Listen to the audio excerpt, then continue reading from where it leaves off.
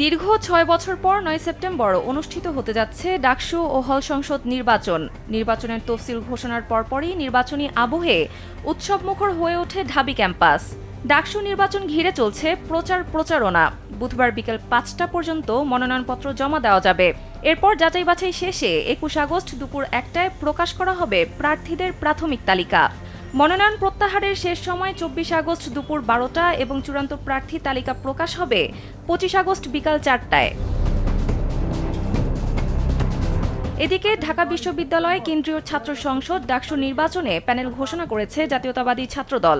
এতে ভিপি পদে প্রতিদ্বন্দ্বিতা করবেন আবিদুল ইসলাম খান, জিএস পদে শেখ তানভীর বারী হামিম এবং এজিএস পদে তানভীর আল হাদি মায়েত। RICL TMX, যুগের পর যুগ স্থাপনা থাকে মজবুত। বুধবার দুপুরে বিশ্ববিদ্যালয়ের অপরাজেয় বাংলা ভাস্কর্যের পাশে এক জরুরি সংবাদ সম্মেলনে এ ঘোষণা দেয় সংগঠনটি।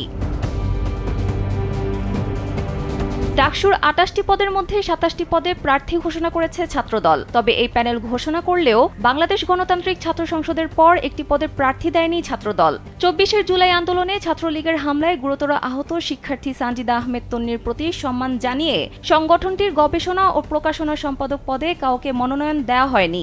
এ বিষয়ে সংবাদ সম্মেলনে ছাত্রদলের কেন্দ্রীয় সভাপতি রাকিবুল ইসলাম রাকিব বলেন, তন্নির সাহসিকতা ও ত্যাগ আমাদের আন্দোলনের অনুপ্রেরণা।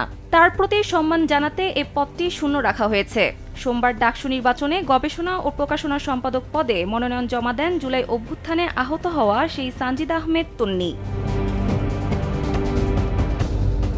কোটা সংস্কার আন্দোলনের সময় ২০২৪ সালের ১৫ জুলাই ঢাকা বিশ্ববিদ্যালয়ে আন্দোলনরত শিক্ষার্থীদের ওপর দফায় দফায় নৃশংস হামলা চালায় ছাত্রলীগ।